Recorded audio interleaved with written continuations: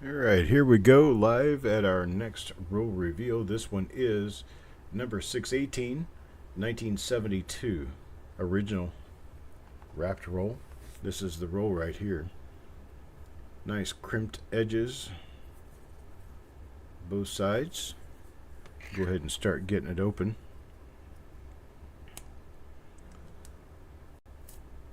Sorry to hear of your brother's issues, Tim.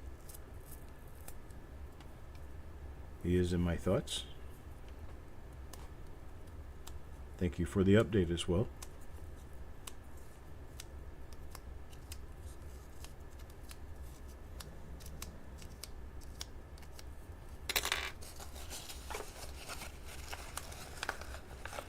All right, the roll is open. Is the roll open? The roll is open. And coin number 1 for Jordan. This one's going to be a roll end coin, so it's going to have some issue.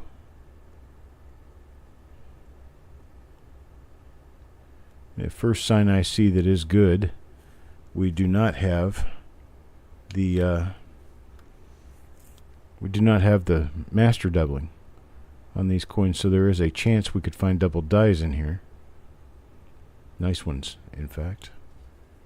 Perhaps. Not that coin, though. Not a doubled die. Coin number 2 goes to VE Coins.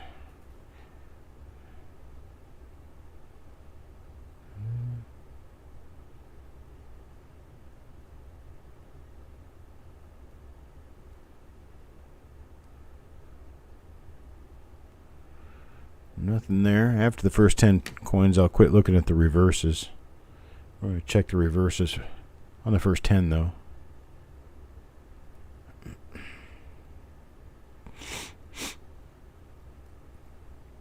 $1972 is not your year for double die reverses. But still something we can look for. It's free. Doesn't cost us anything to look at the other side. So here is one for Tyler. What does Tyler get?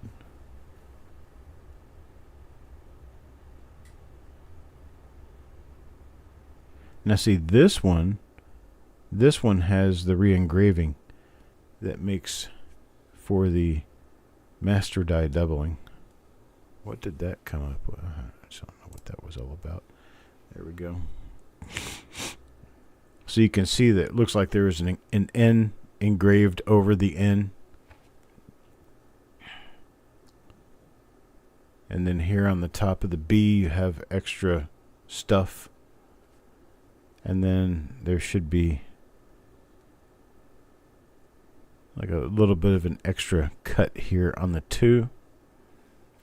The U of trust should have some pretty nice looking doubling on it that you can see at certain angles. Of course, not the one I'm trying to show.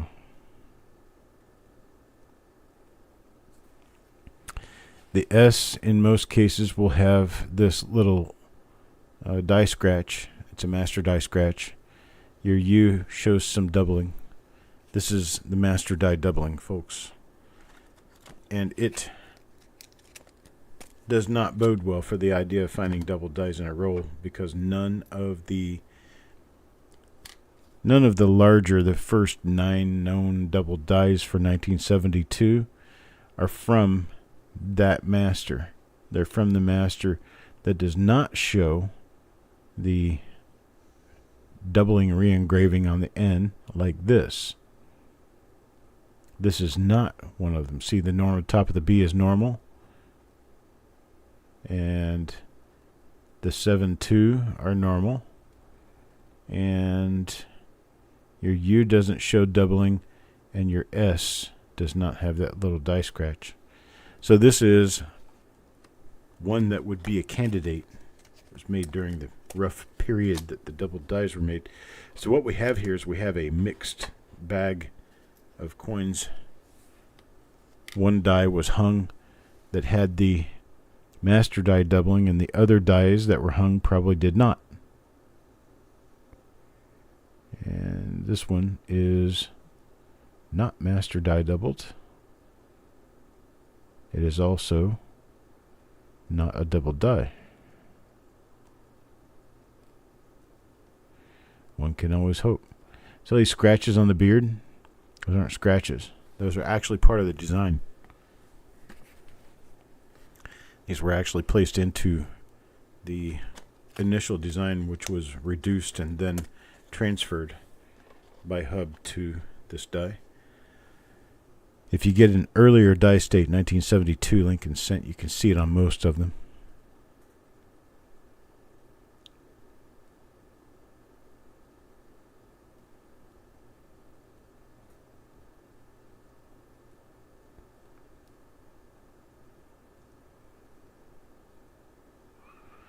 Looking for signs of actual hub doubling. I don't see anything.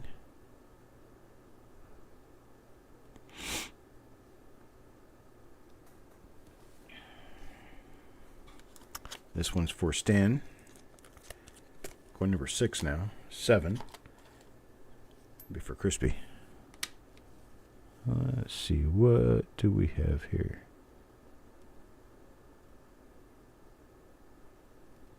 Not seeing anything.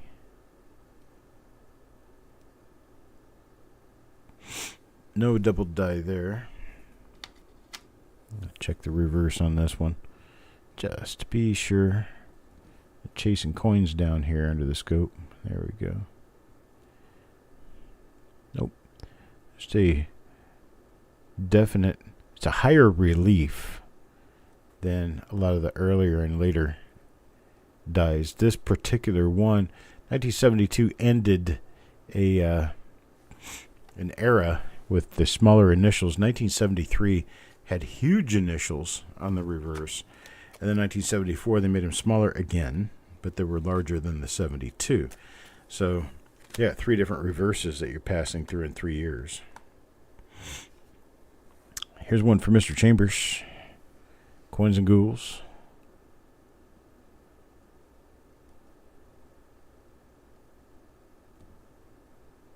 This one has the master die doubling, and you can see the doubling on the top of the U.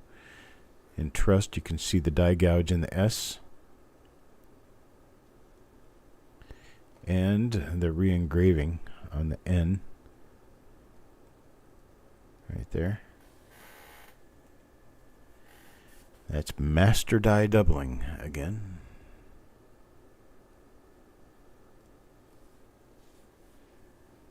That's going to be nothing on the reverse.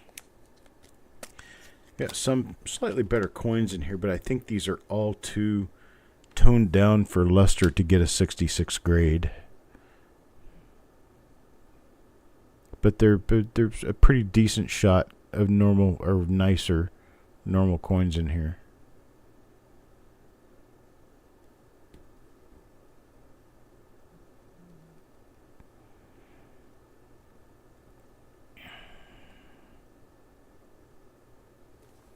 Not seeing anything there.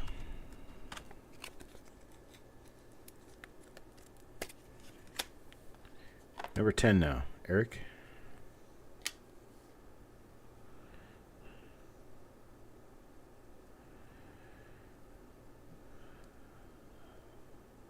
I always like to see the contents of a nice fresh 1972 roll. I especially like it when they actually have double dies. One for Mickey.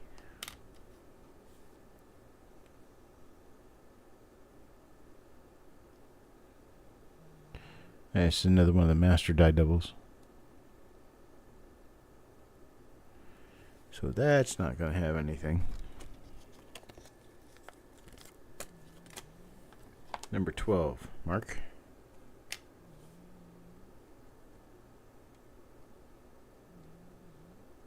Another master die coin. No doubling, nothing to see, huh? See how the inside of the top of the B has doubling? And the T also looks like a couple of little carved sticks sitting on top of one another. They did that to redefine areas of the design that were getting weak on the master die. And it's my assumption that the master die is all one and the same, but the dies that show the re-engraving were made later in the year from a later stage of that master die. It's another one. If you have doubling up there in the top of the U like that, you definitely have one of the master die coins. You got doubling on the right side or the left side of the E in we. Another good sign. Your re-engraved N. So this is a nope, is what that is. There's one for pull. It is interesting though that I'm getting both in this. So this was likely put together right at the very end of the normal master die creation of dies. This is normal right here. This is not the master die doubling. My words kind of get tangled up a little bit when I'm attempting to do something and study something different at the same time. Here's another one. Nice looking coin though.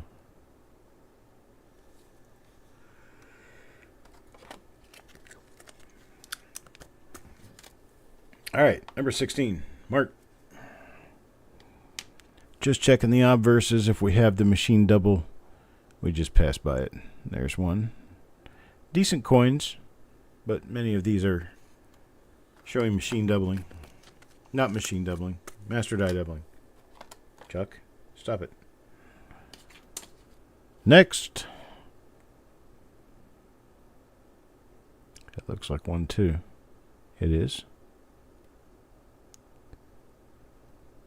This one, though, appears to be... Let me flip this over real quick. Yeah, this is a little rim clip. See how the rim gets weaker right in this area? So you can see it kind of loses a little bit of definition. You flip it over and look at the opposite area. You've got a little bit of definition loss right up there above trust. It's very, very minor. It's not. It doesn't even take away from the round of the coin, so it's less than 1%. But it's visible that there was some weakness there. 18, Jackalope. Let's see what Jackalope has. It's another one of the master die coins. Master die doubling. How about number 19, Jordan?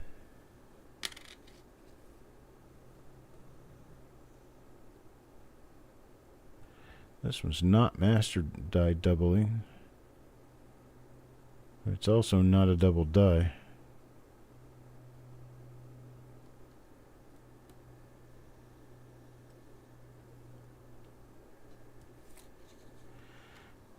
So onward we go. Number 20. Crispy. What do we have for Crispy?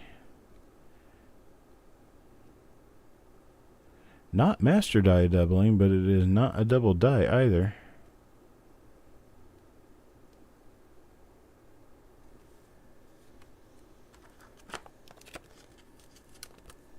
$21. Farm Dog. This one has the master die doubling.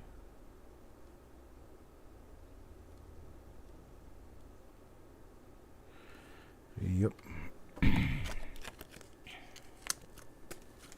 Number 22, Mark.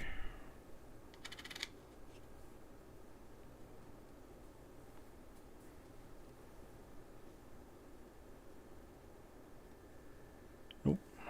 Nothing there. It looks like we might end up getting skunked on this roll. But, you know what? 72 rolls. You have a chance of getting $500 coins in those. I'm going to take advantage of the idea of being able to open them whenever I can because, well, I want to share in the excitement of finding your double dies for you. For you guys to be able to share in the excitement of seeing yourselves and others get nice double dies. That's the goal. That's my dream.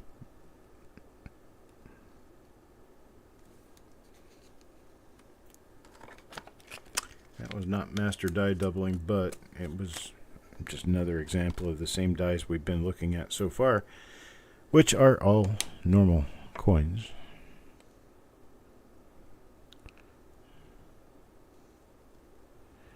Very slight die misalignment. That one's got some interesting stuff going on. I'm going to have to stop and take a better look. No. Die number 4 is known for having cuds, rim cuds like this, but not only is this a master die double die, but it doesn't show me any other sign of doubling anywhere. So, have to take away the alarm that marker caused, because we don't identify double dies by the markers. We identify double dies by the attributes. The markers only help us to determine exactly which die we have. I will repeat that because it is very important. We are not using markers to find double dies. We're using double dies to find double dies, and if you're trying to match it to a given known existing die, you use the markers to try to match it.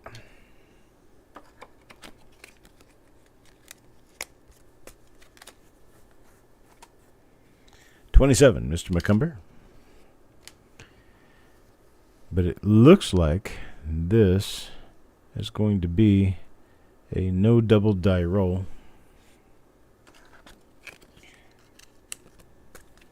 Here's number 28 now. Taco John. Taco gets. Yeah.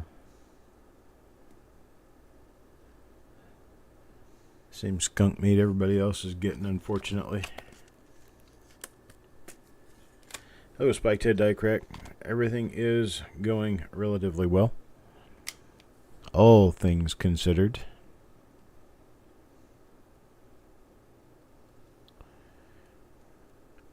I woke up this morning, so that means I get another day to try to do something worthwhile. So that's Doug. Coin number 30 now. Frosty.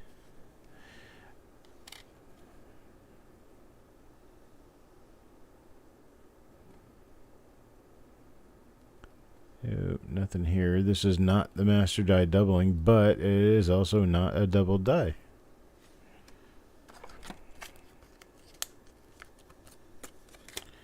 Number 31. Taco John.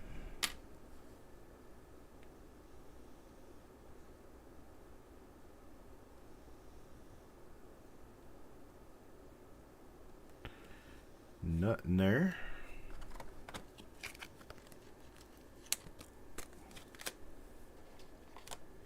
Number 32. This one's Eric.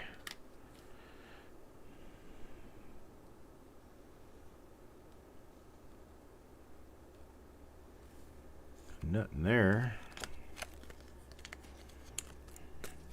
Number 33. Well, these 72 rolls are usually pretty quick, but I love doing them because you never know when something's going to show up. I was sitting at this very desk about 2 years ago with Robbie. Came to visit, and he brought me some 1972 rolls, so I decided to go through a couple.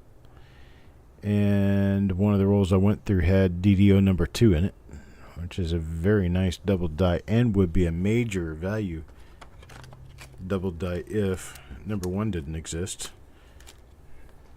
because it's stronger than most double dies of the era. And you can get number 2 for $50 to $100, something in there. A nice one, nice BU example, $50 to $100. Whereas the number 1 double die is $200 or more, up to $1,500 for one that's near perfect.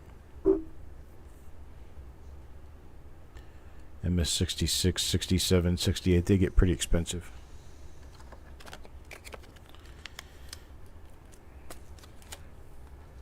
Now number 37, this one's for Crispy. We got 2 more rolls coming up today. And then Eric is going to do, I believe, 1 to 2 rolls this afternoon. So we're going to be basically filling the channel today. Filling the channel with content and filling your hearts with joy, because I know you love watching it.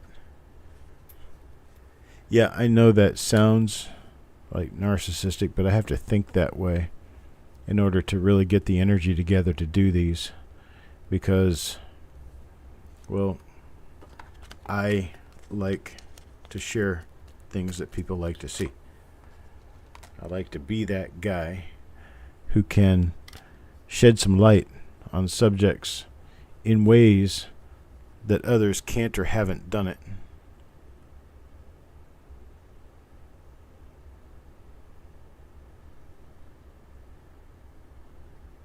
Got a box of 2024s. Interesting.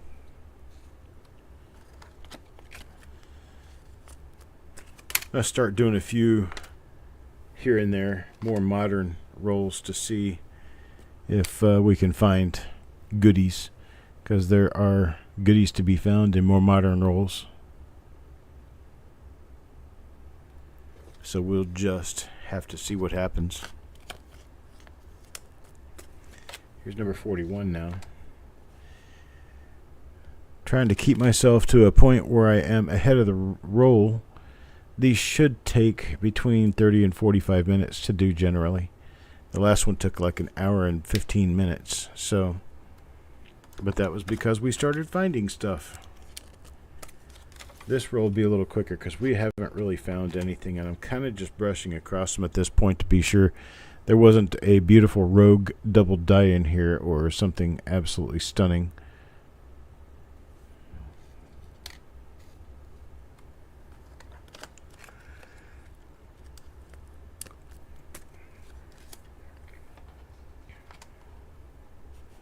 Paul. Let's see what we can get for Paul. Yeah. Just a 72 with the master die doubling. One other way you can tell the master die doubling, if all the other markers don't do enough for you. See how it looks like there's a separation in the T right here? It looks like 2 sticks stuck together, like 2 match sticks stuck together. You don't see that on the normal T, only the one that has the master die doubling.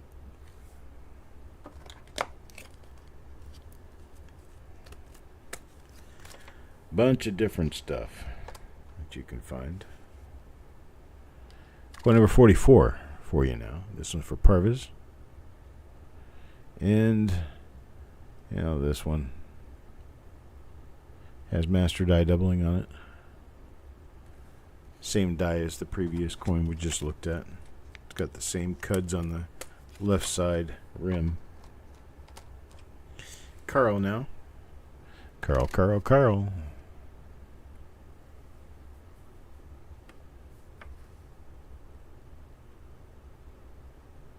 Nothing there.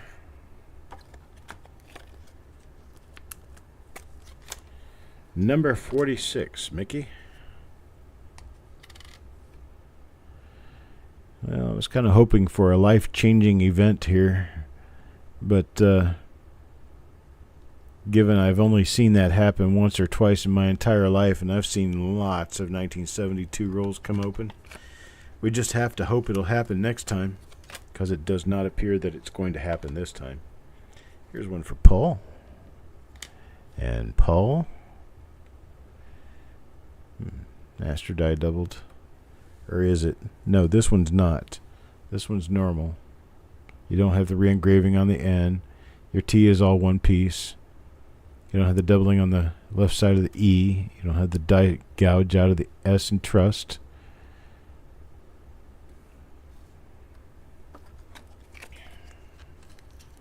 But it's also not a double die. Coin number 48 now for Frosty. Let's see. Don't forget, for people who just stepped in, I announced it during the very beginning of the show, and I'd like to do it again here toward the end of the show. In the next couple of weeks, I will be placing up for purchase spots for a 1943 steel original wrapped roll. Original roll. I will also be placing up for sale for reveal a 1943 S mint mark roll. 43 San Francisco Lincoln cents generally cost $15 to $20 a piece if they're nice BU coins, especially the gem BU. They're really pretty BU. And that's about what I'll be running these for when we dig into this roll of possible double dies, possible high-grade coins, possible repunch mint marks. All right, that's the end of this roll. Unfortunately, it was kind of a skunk, but you know what? You never know when that luck is going to change. So, I guess it's about time to start moving to the next roll. Let me figure out what that's going to be. I think it's a 1983. 1983. It's a tubed roll I've never checked. And, man, there's a lot of double dies in 83. So, I'm going to shut it down here and move over to the other side. And as soon as I get that one ready, I'm going to bring it up and start working on it. And you guys can join me then. I appreciate it. Have a good afternoon.